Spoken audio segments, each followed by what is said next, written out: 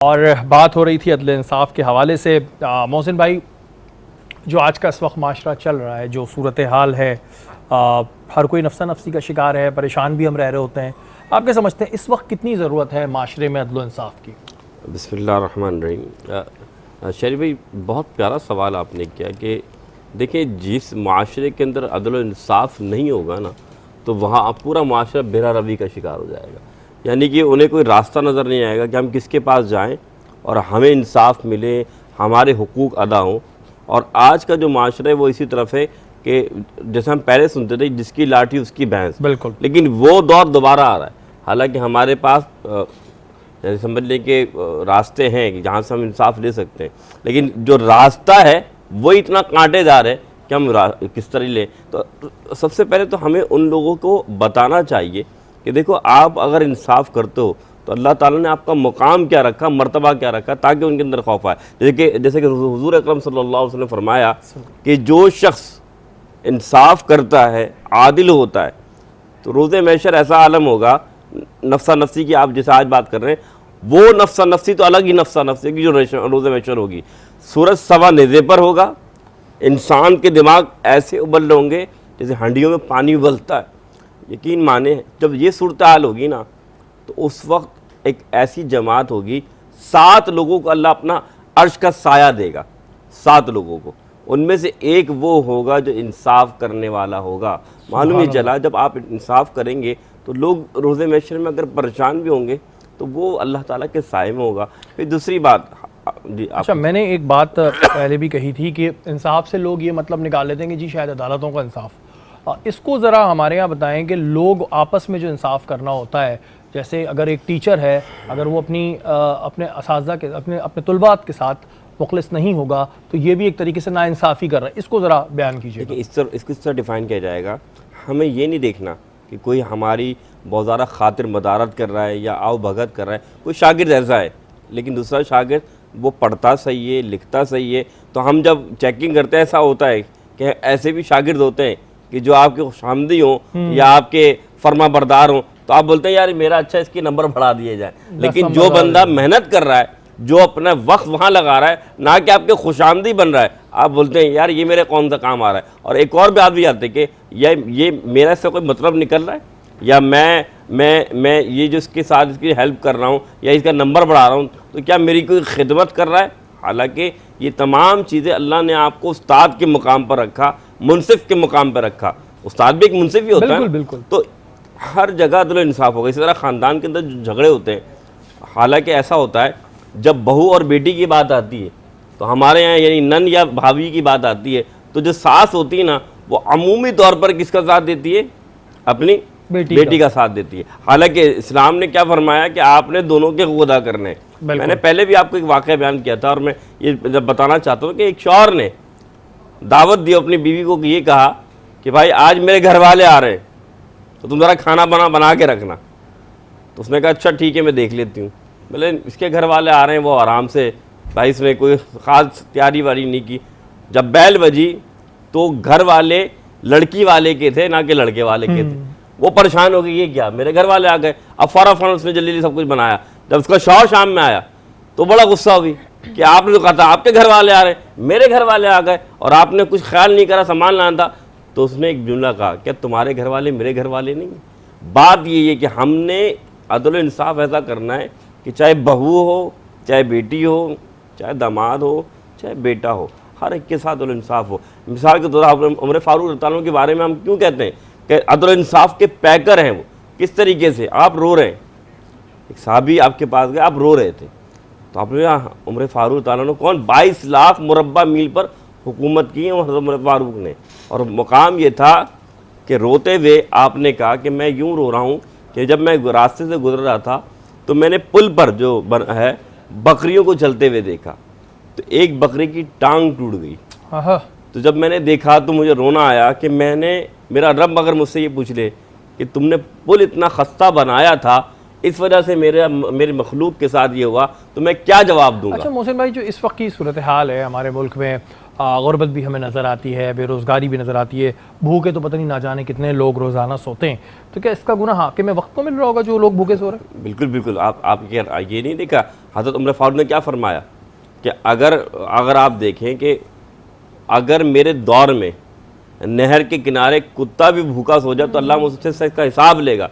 याद रखिएगा, ये तो हाकिम वक्त की जिम्मेदारी है कि वो रैयत का ख्याल रखे और रैयत के बारे में देखे। फिर मैं कहूँगा, मैं बार बार हज़रत उमर फारूक की बात क्यों कर रहा हूँ, क्योंकि आपने वो दौर, वो मिसाल कायम करके दिखाई कि आप रातों को गश्त करते थे और देखते थे। फिर इसकी एक मिसाल ये देख लीजिए कि एक मरतबा ऐसा हुआ कि आप एक गली से गुजरे तो क्या देखते हैं कि चंद बच्चे रो रहे हैं घर में, बिलक बिलक के रो रहे हैं।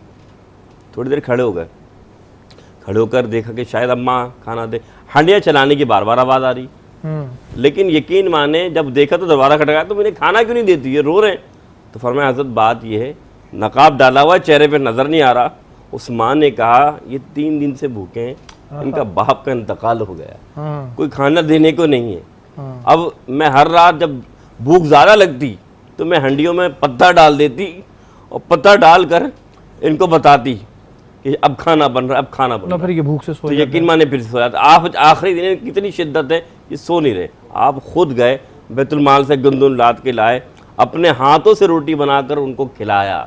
अच्छा, ये मकाम देखिए ना, यहाँ पर ये होता है कि हमारे यहाँ, मैं किसी को तंज नहीं कर रहा, मैं पहले ये चीज़ क्लियर कर दूँ कि मैं किसी को तंज नहीं कर रहा, लेकिन हमारे यहाँ मसला ये होता है कि हम देखते हैं पॉलिटिकल पार्टीज़ लड़ रही होती हैं, हमें वज़ीर आज़म बनाओ, हमें वज़ीर आला बनाओ, लेकिन अगर ज़िम्मेदारी को समझें तो क्या हम में से कोई भी इस जिम्मेदारी को उठाने काबिल है? जिम्मेदारी लेके उसके नाम पर जो उसकी फैसिलिटीज़ हैं वो अवेल करना के लिए आप जिम्मेदारी ना लें। अगर उस जिम्मेदारी को समझेंगे तो ये जो नशिस्तें लगती हैं इसका मकसद ये होता है। मोहसिन भाई, अगर किसी से गलत फ़ैसला हो जाए, मुनसिफ है, गलत फ़ैसला हो गया और उस गलत फ़ैसले से अगले को नुकसान हो गया, उसके बाद उसको उस चीज़ का इल्म हो या पछतावा हो तो फिर क्या करेंगे? लेकिन सबसे पहली बात, हाकिम वक्त के लिए हुक्म ये है कि अगर नादानिस्ता तौर पर से गलती हुई है तो वो अल्लाह के यहाँ भी माफ़ है, और जिसके साथ सज़ा हुई है तो अल्लाह उसको अजर ये देगा कि जब रोज़े महशर वो शख्स आएगा तो अल्लाह दुनिया का जो बदला है उसे ऐसा अंदाज में आखिरत में अता फरमा रहा होगा। इसकी वजह से मिसाल के तौर पे कुछ लोग ऐसे होते हैं जिनको नाहक कत्ल हो जाते हैं, लेकिन अल्लाह ताला उनका बदला आखिरत में इतना अच्छा अता फरमाता है कि वो जो गुनाह उनसे हुए होते हैं अल्लाह उन्हें माफ़ करके जन्नत में दाखिल फरमा रहा होता है। तो कुछ ऐसे अमाल भी अगर इंसान करता है, मिसाल के तौर पे हम कहते हैं ना, एक शख्स ने कत्ल किया ही नहीं है, सज़ा मिल गई, तो चूंटी का कत्ल भी कत्ल ही है, रब चाहे तो अगर उसे पकड़ ले। मिसाल के तौर पर ऐसा ही है ना, अगर आपने किसी इंसान का कत्ल किया वो भी कत्ल, किसी मखलूक का आपने कत्ल किया वो भी कत्ल। लेकिन मोहसिन भाई, इधर थोड़ा सा कंफ्यूजन ये आती है कि अक्सर घरों में फ्यूमिगेशन होती है, छिपकली को लोग मार देते हैं काटने वाले, तो क्या वो भी उस जुमरे में आएगा? नहीं, देखिए मूजी जानवर, ये बहुत अच्छा सवाल कर दिया, मूजी जानवर जो इंसान को, हशरातुल अर्द कहते हैं इनको, जो इंसान को नुकसान पहुंचाए, जैसे सांप हैं, बिच्छू हैं, या ऐसी चीज़ें जो जहरीले होते हैं, तो उसको तो मारने का हुक्म है। लेकिन मिसाल के तौर पे मैं कह रहा हूँ कि लोग ऐसे भी हैं, मैंने देखा है क़यामत के दिन अल्लाह ताला एक औरत को इसलिए सज़ा देगा जहन्नुम की कि उसने एक बिल्ली की बच्ची को मारा होगा, बिल्ली के बच्चे को मारा होगा, इस वजह से उसको सज़ा दी जाएगी। तो मालूम क्या चला कि कुछ मासूम जानवर भी होते हैं और कुछ ऐसे भी मामलात होते हैं कि इंसान कुछ करता कुछ है, यानी कि इंसान कहता है मैंने तो ये गुनाह किया ही नहीं, लेकिन फिर उसको वो सज़ा मिल रही होती है क्योंकि अल्लाह ताला कुछ चीज़ों का बदला वहाँ दरिया होता है।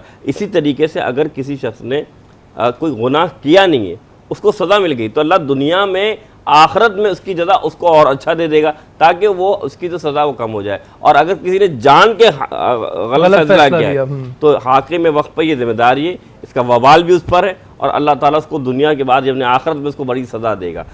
असल बात मैं आपसे करना चाहता हूँ, ये याद रखिएगा, ये अल्लाह का कानून है, हाकिम वक्त की ज़िम्मेदारी है कि जो भी हाकिम बने वो अपने रैया का ख्याल रखे। लेकिन रैयत में सिर्फ वही बात आ गई आपने कि वो अदल इंसाफ करने वाले, ये हाथ जो है ना, ये भी आप इसके हाकिम हैं।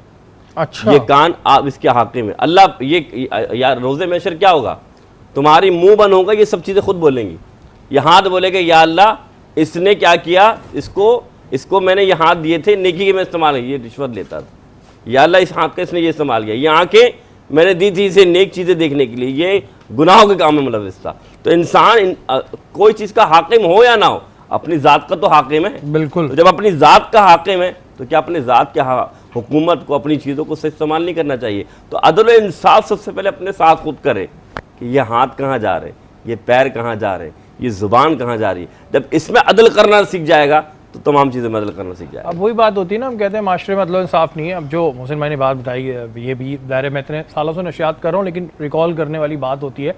तो वाकई में अगर हम ये चीज़ कर लें कि अपने साथ अदल इंसाफ करने लगे, हम कुछ ना करें, हम यहाँ सोचें, तो फिर शायद कोई गलत काम होगा ही नहीं। अगर हमें ये डर हो कि हमने गलत किया तो क़यामत के दिन हमारे आज़ा बोलेंगे, बिल्कुल, हाथ बोलेगा, ज़बान, आँख, नाक, पैर, तो फिर गुनाह नहीं होगा। लेकिन वही बात होती है कि हम शायद इस चीज़ को भूल चुके हैं कि हमने मरना भी है, हमने मर के जाना भी है। सामान 100 बरस का जमा करेंगे, हमें पल की खबर नहीं होती। अभी रोड पे निकले हैं, एक्सीडेंट हुआ, मर गए, लेकिन हम दुनियावी कामों में लगे हुए होते हैं। हमें ये होता है नहीं यार, ये भी अचीव कर लें, ये भी अचीव कर लें, ये भी अचीव कर लें, बट इन दी एंड जाना सबने वही है। आपकी खबर का साइज़ वही होना है, उसमें ना कोई एसी लगेगा, ना कोई बेड लगेगा। जाना आपने अपने सिर्फ अमाल के साथ है, तो ये ज़रूर सोचें कि क्या लेके जा रहे हैं। अली भाई, बात अदल इंसाफ की हो रही है। हम ये देखते हैं कि कई प्रोफेशंस होते हैं अलग अलग। आप क्योंकि डॉक्टर हैं तो मैं सवाल से बात करूंगा, कई जगहों पे डॉक्टर्स भी अदल इंसाफ नहीं करते। लाइक एक डॉक्टर है, वो बहुत अच्छा मशहूर हो गया, तो वो पेशेंट्स को सही तरह नहीं देख रहा, बहुत ज़्यादा फीस ले रहा है, उसको भी पता है कि इतनी फीस नहीं बनती। फिर अपनी जल्दबाजी में गलत ऑपरेशंस कर देना और फिर बाद में उस चीज़ को एग्री ना करना, क्योंकि मेडिकल में बचने का बहुत चांस होता है। इस पे आप क्या कहते हैं, रीजंस क्या है? देखिए, वो इंडिविजुअल पे होता है। जी बिल्कुल, मैंने कहा, मैं आपको बता रहा हूँ, जैसे कि अभी रिसेंटली डेंटिस्ट्री में हमने एक चीज़ इंट्रोड्यूस कराई थी, जिसमें पोर्टेबल मशीन को हम चित्राल लेके गए थे। बिल्कुल, वो मैंने आपके देखे भी, आपसे भी शेयर किया था मैंने, और आपने भी मुझे कहा था उस वक्त, आई गेस आपने इनवाइट किया था शो में। हम डेंटिस्ट्री का एक ऐसा शोबा है जिसमें ज़ीरो फीस बिल्कुल नियर टू इम्पॉसिबल है कि आप पेशेंट को बिल्कुल, क्योंकि वहाँ पर 3 से 4 फैक्टर्स इन्वॉल्व होते हैं। हम स्टरलाइजेशन करते हैं सामान की, लैब की इन्वॉल्वमेंट होती है, स्टाफ आपके साथ होता है। फिर देखें, जब सामान की सफाई 100% होती है ना, तो फिर कहीं ना कहीं पैसे चार्ज करना पड़ते हैं पेशेंट्स को। ट्रू। लेकिन हमने इस प्रोजेक्ट में हमने ज़ीरो फीस रख के पेशेंट्स को एंटरटेन किया था चित्राल जाके। और यहाँ से पोर्टेबल मशीन लेके गए, पोर्टेबल मशीन लेके जाके वहाँ पर पेशेंट्स का जो जितना भी इलाज था वो हमने फ्री किया था चित्राल में। तो ये वैसे अली भाई, ये अब जी आप भी, अब ये है कि अब हम चाहते तो वहाँ जाके हम बिजनेस भी कर सकते थे, और जो मेरे साथ एम्प्लॉयज़ गए थे वो भी उस दौरान कम्प्लीटली अपने सर्विसेज फ्री दे रहे थे।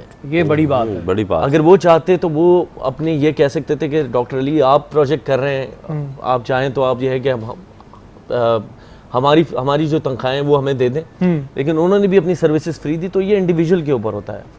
ये तो बात बिल्कुल सही है। मैं ये नहीं कहता 5 उंगलियां बराबर होती हैं, लेकिन ये है कि आप सही कह रहे हैं कि उसमें कुछ ऐसी गलतियां हो जाती हैं कि फॉर एग्जांपल आप डॉक्टर इतना ज़्यादा बिजी है कि उसके पास टाइम ही नहीं है। यह है कि वो इस बारे में सोच सके कि उसकी एक कॉर्पोरेट सोशल रिस्पॉन्सिबिलिटी है कि वो जाके जो वो सोसाइटी से ले रहा है उसको एक टाइम पे रिटर्न भी करे। बिल्कुल। और वही वाली बात, मैं बड़ी डॉक्टरों की इज्जत करता हूँ। डॉक्टर्स में ऐसे बहुत हैं, इंडस हॉस्पिटल के जैसे आए थे, अली भाई और भी लोग हैं जो बहुत अच्छा काम कर रहे हैं। लेकिन वही बात होती है कि जब आप किसी ओहदे पे पहुंच जाएं, जब अल्लाह ताला आपको एक मुकाम पहुंचा दें, तो आपको ज़्यादा डाउन टू अर्थ होना चाहिए। ये ना हो कि आप ये सोचने लगें कि बस ठीक है जी, शायद मैं ही हूँ सब कुछ, तो ऐसा बिल्कुल नहीं होता है। और आज बात हो रही थी अदल इंसाफ के हवाले से, डेफिनेटली बहुत सारी चीज़ें हमने सीखी, लेकिन जो सबसे अहम पॉइंट है वो ये है कि अगर आप वाकई माशरे में अदल इंसाफ चाहते हैं तो अपने आप से अदल इंसाफ करने लगें, तो फिर आप यकीन मानिएगा कि किसी भी तरह का प्रॉब्लम नहीं होगा। अली भाई बहुत बहुत शुक्रिया, आप हमारी इस नशिस्त में आए। ही देर में अज़ान फजर हो जाएगी। ये बात मैं रोज़ाना इस वजह से दोहराता हूँ कि आप ये जो वक्त होता है ना, ये बड़ा कीमती होता है, बहुत अहम वक्त होता है, तो इसमें ज़्यादा से ज़्यादा आप दुआएं करें, अपने मुंह से अच्छे अल्फाज निकालें, हमारे लिए भी दुआ करें, अपने लिए भी दुआ करें। ना जाने कौन सा वक्त हो कबूलियत का हो। बात हो रही है अदल इंसाफ के हवाले से। मोहसिन भाई, कभी कभी ऐसी सिचुएशन आई थी कि आपके लिए अदल इंसाफ करना मुश्किल होता है। लेट सपोज हम घरेलू मामलात को ले लेते हैं कि कहीं आपकी बेगम हैं तो कहीं आपकी वालदा हैं। ऐसी सूरत हाल में दोनों को ये चाहिए होता है कि जी हमें सपोर्ट करें। एक कहती है मेरा शौहर, एक कहती है मेरा बेटा, और दोनों के अपने अपनी जगह राइट्स हैं। ऐसी सूरत हाल में मर्द को क्या करना चाहिए? अच्छा, सबसे पहला हुक्म तो ये है कि वालिदैन हो या यानी कि मिसाल किसी की ज़ौजा हैं और माँ बाप हैं, तो कोशिश ये की जाए कि दोनों की बात को सुना जाए, तरजीहन मालूम चल जाए कि कौन हक़ पर है, तो ये ना किया जाए कि फ़ौरनी तौर पर उनको उनकी तरफ हो जाया जाए, बल्कि म्याना रवि के साथ फ़ैसला किया जाए। मतलब कि उन्हें भी ऐसा लगे नहीं कि यार मेरी औलाद जिसको मैंने इतना पाला और ये किया, और वो हर बात जो है सारी, यानी कि वो तो हक़ समझ रहे हैं ना, लेकिन माँ बाप का अदब एहतराम इतना है शरीयत में। मिसाल के तौर पे अल्लाह के रसूल सल्लल्लाहु अलैहि वसल्लम के ज़माने में एक बेटे ने हुजूर सल्लल्लाहु अलैहि वसल्लम से अपने बाप की शिकायत की कि या रसूलल्लाह मेरे वालिद बगैर पूछे ना मेरे पैसे निकाल लेते। बिल्कुल। तो हुजूर सल्लल्लाहु अलैहि वसल्लम मैं अपने वालिद को बुला के लाओ कि मोहम्मद सल्लल्लाहु अलैहि वसल्लम बुलाया है। तो जब वो वालिद के पास गए तो पूछा अल्लाह के रसूल ने आपको बुलाया? तो बड़े हैरान, क्यों, तुमने क्या कहा है? मैंने उस बच्चे ने कहा मैंने आपकी शिकायत कर दी। अब रसूल खुदा से शिकायत, साहबी रसूल, अजीब सी फीलिंग। रास्ते में चलते हुए वो अजीब से मनाजात अल्लाह से बातें करते हुए जा रहे ज़हन में 10 चीज़ें आ तो रही थी। जब वहाँ पहुँचे तो अल्लाह के रसूल ने देखा और सवाल किया कि ये बताओ, जब तुम आ रहे थे, मैं तुमसे ये नहीं पूछ रहा कि तुम्हारे बेटे ने क्या कहा, पहले तुमसे ये पूछ रहा हूँ जब तुम आ रहे थे तो रास्ते पे अल्लाह से क्या कलाम करते हुए आ रहे थे? तो फरमाया क्यों? फरमाया क्योंकि अभी जिब्रील अमी आए हैं और उन्होंने फरमाया कि अल्लाह का ये हुक्म है। अब हुक्म क्या है वो पहले बाद में। तो उन्होंने कहा मैं तो ये कर रहा था कि अल्लाह मेरा बच्चा जिसको मैंने बचपन से सहारा दिया, पढ़ाया, यानी कि उससे तरबियत की, आगे बढ़ाया, आज क्या इतना भी हक़ नहीं है मेरा कि मैं उसके माल में से कुछ माल ले लूँ, यानी कि सारा माल। तो फरमाया अल्लाह ने रोज़े मैशर तक तमाम वालिदैन को ये हुक्म दे दिया है कि वो अगर अपनी औलाद से पूछने की उनको कतअन ज़रूरत नहीं, वो जितना चाहें माल अपने इस्तेमाल में ले लें, अल्लाह उनसे इसका हिसाब नहीं लेगा। तो फिर यहाँ पर ये बात पता लगी कि कुछ मामला ऐसे होते हैं कि अगर माँ बाप ज़्यादती भी कर रहे हो तो उन्हें ऐसा अंदाज में समझाया जाए, ना कि ऐसा हो कि तुमने गलत, आपने गलत कर दिया, ठीक है, फला कर दिया। आपकी ये बात बिल्कुल ठीक है, माँ बाप का एहतराम बिल्कुल हम सबको पता है, लेकिन कहीं कहीं कंडीशन सेम होती है। कंडीशन लाइक दिस कि एक फैमिली मेम्बर्स हैं, उसकी आमदनी बहुत कम है और अब ज़ाहिर माँ बाप भी चाह रहे हैं हमें दो, और उसकी बेगम भी चाह रही है हमें दो, उसके बच्चे हैं, वहाँ पर भी एक रिस्पॉन्सिबिलिटी है। तो ऐसी सूरत हाल में फिर वो क्या करे अगर वो इसमें से एक को कर पा रहा हो? नहीं, नान नफ़क़ा की जिम्मेदारी शौहर की, यानी जो अगर किसी ने शादी की हुई है तो बीवी की और बच्चों की जिम्मेदारी उसी शख्स की है, मर्द की। इस तरह माँ बाप की जिम्मेदारी भी है, यानी कि, लेकिन ऐसा नहीं होगा कि वो माँ बाप की जिम्मेदारी पूरी करे, बीवी बच्चों की जिम्मेदारी पूरी ना करे। जितना अल्लाह ने उसे दिया है उन थोड़ों को थोड़ा थोड़ा लेकिन बांटना लाजमी होगा। ऐसा नहीं होगा कि वो माँ बाप को सिर्फ देखेगा या फिर बीवी बच्चों को देखेगा, माँ बाप को भी देखना है। शरीयत इसकी इजाज़त नहीं देता कि तमाम पैसा आप अपनी औलाद पे खर्च कर दें या अपनी बीवी पे खर्च कर दें। आपने उनका ख्याल रखना है खाने में, पीने में, हाँ, लेकिन बहसत शौहर जो हुकूक हैं बीवी के या बच्चों के, वो लाजमी आपने अदा कर लें। अलग घर की डिमांड अक्सर होती है, इकलौता बेटा है, नहीं बन रही, वो कह घर में जगह भी है, लेकिन लड़की की तरफ से ये वो होती है कि जी मुझे अलग घर लेके दिया जाए, मैं अलग रहूंगी, पेरेंट्स अलग रहेंगे, ज़ाहिर शौहर ने बेगम के साथ रहना है। ऐसी सूरत हाल में क्या करना चाहिए? देखिए, पहली बात तो ये कि अगर वो सर्वाइव कर सकती है, लड़की को सर्वाइव करना चाहिए, क्योंकि माँ बाप, जैसे हदीस में फरमाया कि 3 माँ बाप होते हैं, एक ससुर दामाद भी, यानी कि ससुर और सास भी माँ बाप होते हैं, उस्ताद भी माँ बाप होते हैं और अपने माँ बाप भी होते हैं। तो पहले तो लड़का हो या लड़की, यानी दामाद हो या फिर बहू हो, उनको चाहिए कि वो ससुर और सास को अपने माँ बाप समझें और साथ रहने की कोशिश करें, जैसे ख़ास तौर पे बहू। लेकिन अगर कोई ऐसा डिमांड आ जाती है, बहू ऐसी बात करती है, तो इस्लाम ने मना नहीं करा, अगर वो हैसियत रखता है तो बिल्कुल उसको घर लेके दे, क्योंकि याद रखिएगा माँ बाप की जिम्मेदारी बेटे की है, बहू की नहीं है। बिल्कुल, वो उनका एहसान है, अगर वो खिदमत करती है अच्छी बात है, लेकिन ये कहना कि नहीं ये तुम्हारी जिम्मेदारी है कि तुम मेरे अम्मी अब्बू खिदमत करो, ये तुम पर फ़र्ज़ है, फ़र्ज़ बेटे पर है, बहू पे नहीं है, याद रखिएगा। अब इस सूरत हाल में अगर उसमें पास माल है तो दौलत है, अगर बीवी के लिए अलग घर ले लेता है तो बिल्कुल ले, एहसन तरीके से ले। एक बात मैं आपको वादे करना चाहता हूँ कि होता ये है कि जब 2 ग्रोह कह लें या ग्रुप कह लें या 2 जमात कह लें आपस में लड़ते हैं ना, तो हम क्या करते हैं, हम उस तरफ हो जाते हैं जो भारी होता है। कुरान क्या फरमाता है? कुरान फरमाता है अगर 2 मुसलमान ग्रोह आपस में लड़े तो तुम पहले उनकी सुलह कराओ, ये कुरान कह रहा है।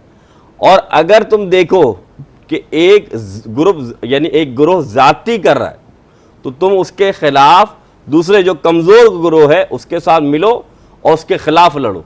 मुराद ये है कि ऐसा नहीं होगा कि कोई आप पर ज़्यादती करना शुरू कर दे और आप भी ज़्यादती वालों के साथ हो जाएं, बल्कि इस्लाम ये कहता है कि पहले उनकी सुलह कराओ।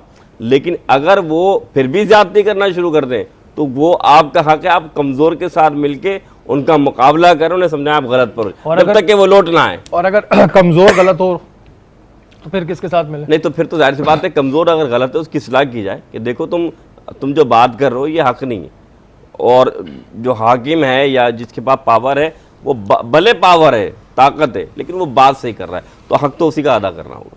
अच्छा मोहसिन भाई, जो इस वक्त की सूरत हाल है हमारे मुल्क की, उसमें हम ये ज़रूर होते नज़र आते हैं कि जी हमें इंसाफ नहीं मिल रहा, हमारे साथ ये ज़्यादती हो रही है, दवाइयाँ महंगी हो गई। ठीक है, हाकिम वक्त की ज़िम्मेदारी है, वो बात अपनी जगह। लेकिन आप क्योंकि ज़ाहिर दुनियावी मामलात भी देखते हैं, दीनी तो देखते ही हैं, आप क्या समझते हैं कि लोग आपस में एक दूसरे के साथ लोग इंसाफ कर रहे हैं? कि अगर एक मिसाल के तौर पर हम अभी छोटे प्रोफेशंस को लेते हैं या ऐसे प्रोफेशंस को लेते हैं जिनकी आमदनी ज़्यादा नहीं होती है, तो वो भी अपने तौर पर करप्शन कर रहे होते हैं। सपोज़ अगर मैं ये नहीं कह रहा सारे एक जैसे होते हैं, कि अगर एक टैक्सी वाला है और उसको आप ये बोलते हैं कि जी मुझे हॉस्पिटल या एयरपोर्ट जाना है रात के वक्त, तो किराया ज़्यादा क्यों होता है, जबकि रात के वक्त तो ट्रैफिक भी कम होता है। सही, सारे ऐसे नहीं होते, बार बार ये बात क्लियर कर रहा हूँ कि किसी की दिल आज़ारी ना हो, बहुत से अच्छे भी होते हैं, खुदा तर्स भी होते हैं, लेकिन ऐसी चीज़ें क्यों होती हैं? वजह ये लिमा तक़ूलू मा ला तफ़अलून, लिमा तक़ूलूना मा ला तफ़अलून, तुम वो काम क्यों कहते हो जिस पर खुद अमल नहीं करते।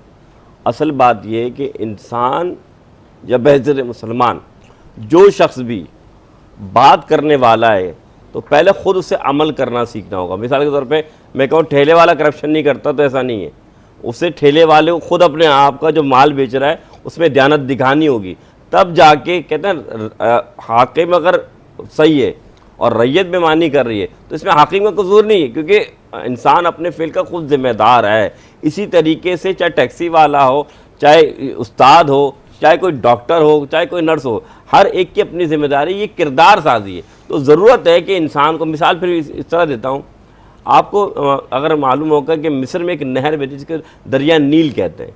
दरिया नील जब इस्लाम नहीं फैला था ना, तो होता यह था कि हर साल खुश्क हो जाता था, तो हर साल एक दोशीदा यानी खातून को बनाव सिवार करके उन्हें दरिया में भेंट चढ़ा दी जाती थी। इस्लाम से पहले की बात बता रहा हूँ। जब उमर फारूक का दौर आया तो गवर्नर ने ये लिखा कि यहाँ पर बागार खुश्क हो चुके हैं क्योंकि दरिया नील खुश्क हो चुका है, तो अब यहाँ पर दोशीदा को हम भेंट चढ़ाएंगे तो फिर जाके दरिया नील दोबारा बहना शुरू होगा। तो हज़रत उमर फारूक ने उस ख़त पे जवाब में क्या लिखा कि ये ख़त दरिया नील के नाम उमर फारूक जो कि यानी कि अल्लाह के रसूल का नायब है, उन्हें ये कह दो कि दरिया नील अगर तू अल्लाह के नाम से चलता है तो चल, वरना हम दरिया नील की कोई ज़रूरत नहीं। ये डाला तो वो दरिया नील आज 1400 साल गुजर गए, वो कभी खुश नहीं हुआ। तो किरदार, असल आपका किरदार है, खुद सही यही बात होती है कि आपका ज़ाहिर किरदार बहुत अहम होता है। सवाल मैंने इस पर पूछा कि हम लोग शिकायतें करते नज़र आते हैं, लेकिन अगर कभी हम अपने गिरबान में झांकते हैं और अपने साथ हम ऑनेस्ट हों तो हमें बड़ी शर्मिंदगी होती है। सबा, आपसे भी ये एक सवाल मैं करूँगा कि रीज़न्स क्या हैं, क्योंकि आप ज़ाहिर सोसाइटी में मूव करती हैं, देखती हैं, हम दूसरे पे तो फ़ौरन उंगली उठाते हैं, लेकिन हम ये नहीं देखते कि क्या हम उसके साथ इंसाफ कर रहे हैं। हम ये रोते नज़र आते हैं कि जी हमारे बॉसेस ने हमारे साथ नाइंसाफ़ी करी, लेकिन हमारे घर में काम करने वाली मेड के साथ हम नाइंसाफ़ी करते रहते हैं। उसकी नाइंसाफ़ी को हम नाइंसाफ़ी नहीं समझते, लेकिन हमारे साथ नाइंसाफ़ी हो रही है तो जी दुनिया का सबसे बड़ा काम हो गया। क्या रीज़न है? रीज़न खुद अपने जज हो सकते हैं, यानी हर इंसान अपना खुद जज अच्छी तरह हो सकता है बेसिकली। और अगर आप कोई भी अच्छा या बुरा काम कर रहे होते हैं तो अंदर में एक आवाज़ डेफिनेटली होती है जो कि आपको बता रही होती है कि ये नहीं करना चाहिए है, या ये गलत हो रहा है, या जो मैं कर रही हूँ वो सही है। इस तरह से आपको एक अंदर से एग्जैक्टली तो उसमें होता है कि अब आपकी चॉइस है, if you listen to that, अगर आप उसको इग्नोर कर दें बिल्कुल, या उसको सुन के और उसके ऊपर अमल करने की कोशिश करें। तो चाहे घर की मेड हो या आप अपने ऑफिस में हो या जहाँ पे भी हो, तो आप अपने फेल को दुरुस्त रखें ताकि आप इस तरह के सर्कमस्टांसेस के थ्रू ना गुजरना पड़े आपको। बिल्कुल जी, ये इस वजह सवाल था कि यही सवाल मैं अली भाई आपकी तरफ भी थ्रो करूँगा कि हमारे जी क्या थोड़ा सा ये है कि शायद इमोशनल सा वाक़या है, is it the right time और नॉट। मैं गाड़ी लेके यूनिवर्सिटी रोड पे कोई ये 4-4:30 बजे अपने दोस्तों के साथ था और रात को हम लोग बोर्ड बेसन की तरफ से खाना वाना खा कर आ रहे थे। तो अचानक से मैंने यू टर्न पे एक मेरा बच्चा है, हुमायूं नाम है उसका, और वो भी 5 साल का है। 5 साल के एक बच्चे को मैंने अकेला इस पोजीशन में यूं सोते हुए देखा मैंने। और मैं ड्राइव कर रहा था, मेरे साथ दोस्त था एक आगे और 2 पीछे थे। तो आई फेल्ट लाइक कि शायद किसी ने मुझे ज़बरदस्ती ब्रेक करवाई, क्योंकि हम बेगर्स और बच्चे सोते हुए हम रोड पे हम आदी हैं कराची के स्ट्रीट्स पे।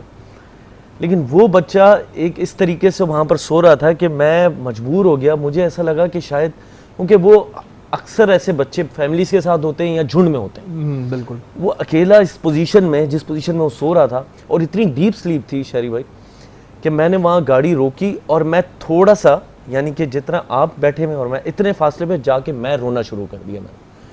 मैंने इस तरीके से मैं रो रहा था कि मेरे दोस्त उतर गए और उन्होंने आके जो है ना मुझे आके उठाया कि हमने उसको पैसे दे दिए, अब तो मुड़ जाओ, यहाँ लोग जमा हो रहे हैं। तो वहाँ से जो गुजरते हुए मोटरसाइकिल में मुझे लोग कहते हैं, सर आप उड़िए हैं, ये तो अक्सर बच्चा यहाँ पर ही सोता रहता है।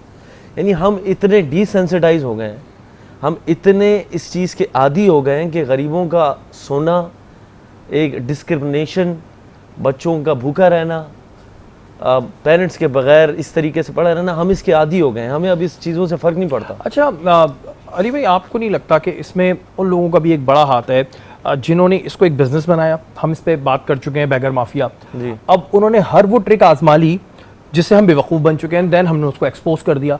अब हमें ये पहचानने में बड़ा प्रॉब्लम हो गया है कि कौन राइट है कौन रॉन्ग है। अब हम हर किसी को कहते हैं रॉन्ग है और हर किसी को हम राइट भी नहीं कहते। हम हु आर वी कि हम कहेंगे ये राइट या रॉन्ग है। मुझे वो चीज़ उस वक्त इतनी मुझे टच की, भले वो ठीक था बच्चा या गलत था, लेकिन उसकी नींद तो झूठी नहीं हो सकती। ट्रू। वो जिस तरीके से सो रहा था, मैंने शायद मैं इसलिए टच हो गया क्योंकि मेरे बच्चे की उम्र इतनी ही है, मुझे उसमें मेरा बेटा नजर आया था। तो अगर हम सारे ऐसे इसी तरीके से लोगों को, अगर हम अपने रिश्तेदार, अपने भाई, अपना बहन समझ के अगर हम उसी से जज करें, तो शायद हम किसी को गलत ना समझें। और हमारे इर्द गिर्द भी इतने ऐसे लोग होते हैं जिनको हम जानते हैं। चलें जी, हम इस चीज़ को प्रमोट नहीं करते कि जी आप बेगर्स को पैसे दें, क्योंकि ये एक बिजनेस है, इसको हुज़ूर पाक सल्लल्लाहु अलैहि वसल्लम ने भी बुरा फरमाया गदागरी को। लेकिन हमारे अपने रिश्तेदारों में ऐसे कई लोग होते हैं जिसको तो हम जानते हैं ये बेकारी नहीं है, ये बेचारा इसका प्रॉब्लम है, बट एक हमारे माइंड में ये चीज़ आती है कि अगर हमने इसके साथ आज कर दिया तो ये तो रोज़ का बना लेगा और फिर इनको आदत हो जाएगी। मतलब हम अपनी जान छुड़ा रहे होते हैं अपने आप को मुतमईन करने के लिए कि नहीं नहीं नहीं ये गलत है यार, इनका तो रोना ही लगा रहता है, इनका तो यही मसला है। ये भी तो एक चीज़ हमारे अंदर आ गई। अब यही चीज़ शरीफ भाई आपने सवाल पहले किया था, तो मैंने यही चीज़ मैं भी अपनी प्रैक्टिस में भी अपनाता हूँ।